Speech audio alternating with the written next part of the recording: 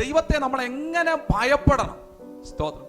പല നിലകളിൽ നമുക്ക് ഭയപ്പെടാൻ കഴിയും. എബ്രായ ലേഖനത്തിലേക്ക് ഒന്ന് വരാം. എബ്രായ ലേഖനം 12-ാമത്തെ അധ്യായം,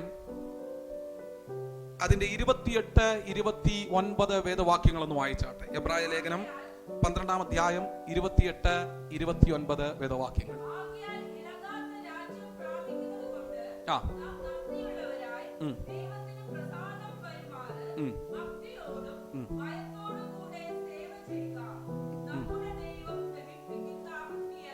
ദൈവത്തിന് പ്രസാദം വരുമാറ് ഭക്തിയോടും ഭയത്തോടും കൂടെ നാം എന്ത് ചെയ്യണം? ആ പദം നിങ്ങൾ ശ്രദ്ധിച്ചോ. ദൈവത്തിന് പ്രസാദം വരുന്ന ഒരു ഭക്തി, ദൈവത്തിന് പ്രസാദം വരുന്ന ഒരു ഭയം, അത് നമ്മുടെ ഉള്ളിൽ നിന്ന് എന്ത് ചെയ്യണം? പുറപ്പെട്ടു വരണമെന്ന് ദൈവം നമ്മളെ പറ്റി ആഗ്രഹിക്കുക. സ്തോത്രം. നമ്മുടെ ഭയം അത് വാക്കുകൾ കൊണ്ടല്ല കാണിക്കേണ്ടത്, അത് പ്രവർത്തികൾ കൊണ്ട് കാണിച്ചു കൊടുക്കുന്നവരായി തീരണം നമ്മൾ. സ്തോത്രം. ഞാനൊരു 2 ഉദാഹരണം നിങ്ങളുടെ മുമ്പിലേക്ക് ഒന്ന് വെക്കാം. എബ്രായ ലേഖനം തന്നെ നമ്മൾ കടന്നു വരുമ്പോൾ 17-ാമത്തെ അധ്യായം അതിന് 7-ാം വാക്യത്തിൽ ഒരു മനുഷ്യന്റെ കുടുംബത്തെ പറ്റി രേഖപ്പെടുത്തിയിട്ടുണ്ട്. ഒന്ന് വായിച്ചാട്ടെ. എബ്രായ ലേഖനം 11-ാം അധ്യായം അതിന് 7-ാമത്തെ വാക്യം.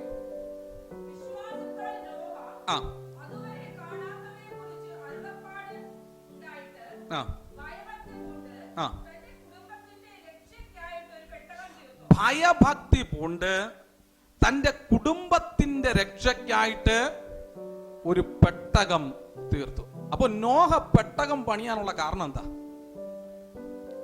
അവന്റെ ഉള്ളിൽ ഭയം കിടക്കുക, അവന്റെ ഉള്ളിൽ ഭക്തി കിടക്കുക. അപ്പൊ ഭയഭക്തി പൂണ്ടിട്ട് ഇതുവരെ കണ്ടിട്ടില്ല, മഴയെന്ന് പറയുന്ന ഒരു സാധനത്തെ ഇതുവരെ കണ്ടിട്ടില്ല. സ്തോത്രം. ഈ പെട്ടകം ഉണ്ടാക്കുന്ന സമയം പലരും വന്ന് കളിയാക്കി കാണാം. പലരും വന്ന് നിനക്ക് ഭ്രാന്താണോ, ഇങ്ങനെ ആയുസിന്റെ നല്ലൊരു ഭാഗം കളയുന്ന എന്തിനാ എന്നൊക്കെ പറഞ്ഞ് നിരാശയുടെയും സ്തോത്രം അങ്ങനെയുള്ള കുറ്റപ്പെടുത്തലുകളൊക്കെ ഒരുപാട് കേട്ട് കാണാം. പക്ഷെ ഇതൊക്കെ കേൾക്കുമ്പോഴും മറുഭാഗത്ത് ദൈവത്തിന്റെ ഒരു ശബ്ദം, ദൈവത്തെ പറ്റിയുള്ള ഒരു ഭയം ഈ മനുഷ്യന്റെ ഹൃദയത്തിനകത്ത് കിടക്കുക. ലോകം മുഴുവൻ എതിരായി നിന്നിട്ടും നോഹ അത് ചെയ്യാൻ കാരണമെന്ന് പറയുന്നത് അവന്റെ ഉള്ളിൽ ദൈവത്തെ പറ്റിയുള്ള ഭയവും ഭക്തിയും കിടക്കുക. നോക്കിക്കേ, എത്ര വർഷം എടുത്തു. സ്തോത്രം. എത്ര വർഷം എടുത്ത് ആ പെട്ടകം പണിയുമ്പോഴെല്ലാം ആ ഭയത്തിൽ നിന്നൊരു ലെവലേശം അണുവിട താഴേക്ക് ആ ഭയം എന്ത് ചെയ്തിട്ടില്ല, പോയിട്ടില്ല. ദൈവത്തിന് സ്തോത്രം. ഭയപ്പെട്ട് അനുസരിച്ചവനെ സ്വർഗത്തിലെ ദൈവം മാനിക്കുവാനായിട്ട് ഇടയായി തീർന്നുവെന്ന് അടുത്ത വാക്യങ്ങൾ ഉൽപ്പത്തി പുസ്തകത്തിൽ നമുക്ക് വായിക്കുമ്പോൾ മനസ്സിലാക്കാൻ കഴിയും. എൻ്റെ പ്രിയപ്പെട്ടവരെ, അനുസരിച്ച് ദൈവത്തെ ഭയപ്പെട്ട് നിന്നാൽ പ്രതിഫലം ഉണ്ട്. ദൈവത്തിന് സ്തോത്രം. നീ ലോകത്തോടുകൂടെ ന്യായവിധിയിൽ അകപ്പെടാതെ വണ്ണം സ്വർഗത്തിലെ ദൈവം നിന്നെ കാത്തു പരിപാലിക്കും. ദൈവത്തിന് സ്തോത്രം. അതുകൊണ്ട് ഭയം കാണിക്കേണ്ടവന് ഭയം കാണിക്കണം. അപ്പൊ നോഹയുടെ കുടുംബം രക്ഷപ്പെടാൻ കാരണമായത് അവന്റെ ഉള്ളിൽ കിടക്കുന്ന ദൈവഭയം. സ്തോത്രം. ഉൽപ്പത്തി പുസ്തകത്തിലേക്ക് ഒന്ന് കടന്നു വരാം. ഉൽപ്പത്തി പുസ്തകം 22-ാമത്തെ അധ്യായം അതിന്റെ 12-ാമത്തെ വാക്യം കൂടെ ഒന്ന് വായിച്ചാട്ടെ.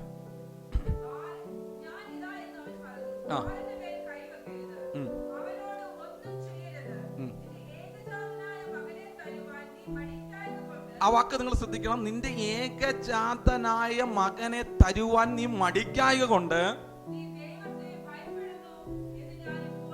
നീ ദൈവത്തെ ഭയപ്പെടുന്നു എന്ന് ഞാൻ ഇപ്പോൾ എന്ത് ചെയ്യുന്നു? അറിയുന്നു. ആരോട് പറയുന്നതാ? ആര് പറയുന്നതാ? സ്വർഗത്തിലെ ദൈവം അബ്രഹാമിനോട് പറയാണ്, ഞാൻ നിന്നോടൊരു കൽപ്പന കൽപ്പിച്ചു. സ്തോത്രം. നീ അത് മുന്നും പിന്നും നോക്കാതെ ചെയ്തു.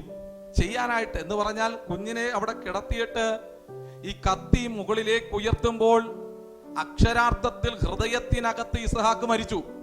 അതതിന്റെ യാഥാർത്ഥ്യം. സ്തോത്രം.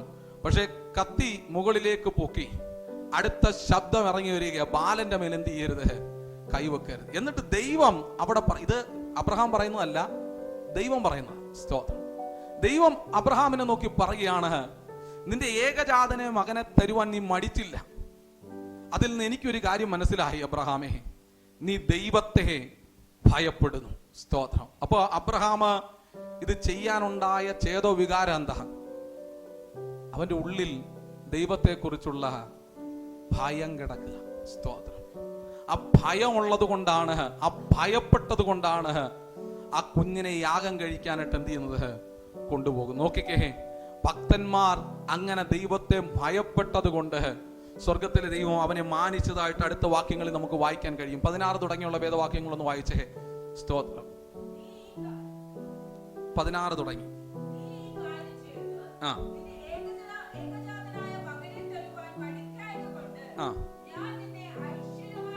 നോക്കിക്കേ, അവന്റെ മേലെ അനുഗ്രഹം കടന്നു വരിക. സ്തോത്രം. ഭയത്തിൽ നിന്നുണ്ടായ അനുസരണം, ഭയപ്പെട്ടത് കൊണ്ട് കർത്താവ് അബ്രഹാമിനോട് പറയാണ്, ഞാൻ നിന്നെ ഐശ്വര്യമായിട്ട് എന്ത് ചെയ്യും.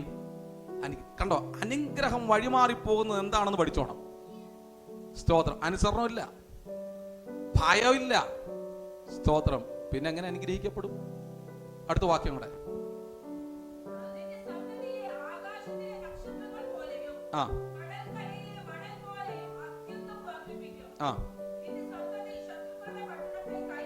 നോക്കിക്കേ, അബ്രഹാമിൽ കൊണ്ട് ഒതുങ്ങി നിൽക്കല്ല അനുഗ്രഹം, തലമുറകളിലേക്ക് അതെന്ത് ചെയ്യുക, കൈമാറുക. നോക്കിക്കേ, ഒരു പിതാവ് ദൈവത്തെ ഭയപ്പെട്ടത് കൊണ്ട്, അനുസരിച്ചത് കൊണ്ട് തലമുറകളിലേക്ക് അത് നന്മയായി ഭവിച്ചെങ്കിൽ, എന്നെ കേൾക്കുന്ന പ്രിയ ദൈവവൈതലെ മാതാപിതാക്കന്മാരെ, നമ്മൾ അനുസരിച്ചാൽ, നമ്മൾ ദൈവത്തെ ഭയപ്പെട്ടാൽ നമ്മുടെ തലമുറയ്ക്ക് കൂടെ അത് നന്മയായി മാറും, അത് അനുഗ്രഹമായി മാറും. അത് വിശ്വസിക്കുന്നവർ ആ കരങ്ങളെ ഉയർത്തി ദൈവത്തിനൊന്ന് സ്തോത്രം ചെയ്യണം. ഞാൻ പറഞ്ഞു വരുന്നതിന്റെ താല്പര്യം ഇതാണ് പ്രിയപ്പെട്ടവരെ, ദൈവത്തെ ഭയപ്പെടണമെന്ന് ദൈവം ആഗ്രഹിക്കുന്നു. സ്തോത്രം. നമുക്കെല്ലാവത്തിനും മാതൃകയായി നിൽക്കുന്നത് നമ്മുടെ കർത്താവായ യേശു ക്രിസ്തുവാണ്. യേശു ക്രിസ്തുവിനെ പറ്റി തിരുവെഴുത്തിൽ പറയുന്ന ഒരു വേദഭാഗമുണ്ട്. അത് വളരെ പ്രധാനപ്പെട്ട ഒരു വേദഭാഗം. എബ്രായർക്ക് എഴുതിയ ലേഖനം 5-ാമത്തെ അധ്യായം അതിന്റെ 7-ാം വാക്യത്തിൽ കർത്താവിന്റെ ഭയത്തെ പറ്റി, ഭക്തിയെ പറ്റി അവിടെ രേഖപ്പെടുത്തിയിട്ടുണ്ട്. 5-ാമത്തെ അധ്യായം 7-ാമത്തെ വാക്യം വായിച്ചേ.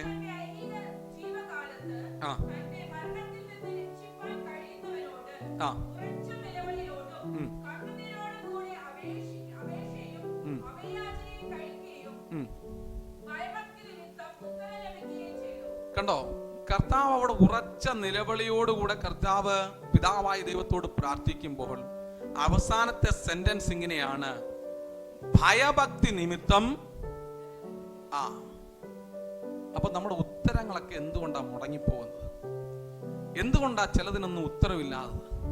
നിലവിളിച്ചിട്ടും പ്രാർത്ഥിച്ചിട്ടും എന്തുകൊണ്ട് മറുപടിയില്ല? സ്തോത്രം. കർത്താവ് പറയാണ്, തിരുവചനം പറയുകയാണ്, ഭയഭക്തി മൂലം കർത്താവിന് എന്ത് ചെയ്തു? അവിടെ ഉത്തരം ലഭിച്ചു. എന്നെ കേൾക്കുന്ന പ്രിയ ദൈവവേദലേ, ദൈവത്തിന് സ്തോത്രം. ഒരു പക്ഷേ നിന്റെ അനുഗ്രഹത്തിന്റെ തടസ്സം എന്ന് പറയുന്നത് നീ ദൈവത്തെ ഭയപ്പെടാതിരിക്കുന്നതായിരിക്കാം. ഹലോ, എത്ര പേര് വചനത്തെ ഏറ്റെടുക്കുന്നുണ്ട്? സ്തോത്രം. നമ്മുടെ ചില അനുഗ്രഹങ്ങൾ ഇങ്ങനെയാ തടസ്സപ്പെട്ടു പോകുന്നത്. സ്തോത്രം. പണ്ടൊരു പണ്ഡിതൻ പറഞ്ഞതുപോലെ, വലിയ പാറക്കല്ലിൽ തട്ടി ആരും എന്ത് ചെയ്യത്തില്ല, വീടില്ല. അത് നമ്മുടെ കണ്ണുകൊണ്ട് നമുക്ക് എന്ത് ചെയ്യാൻ പറ്റും? കാണാൻ പറ്റും. എന്നാൽ ചെറിയ ചില കല്ലുകളുണ്ട്, അതിനകത്ത് നമ്മുടെ കാല് തട്ടി നമ്മൾ എന്ത് ചെയ്യും? താഴെ വീഴും എന്ന് പറഞ്ഞതുപോലെയായത്. സ്തോത്രം. നമ്മൾ വലിയ പാപമൊന്നും ചെയ്യണ്ട, നമ്മുടെ അനുഗ്രഹങ്ങൾ തടസ്സപ്പെടാൻ.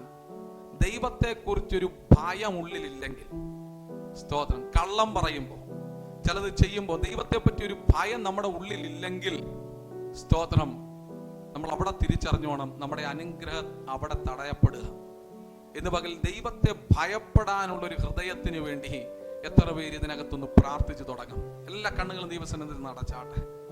ദൈവത്തിന് സ്തോത്രം. ദൈവം ആരാണെന്നുള്ള തിരിച്ചറിവിൽ നിന്നുകൊണ്ട് നമുക്കൊന്ന് പ്രാർത്ഥിക്കാം.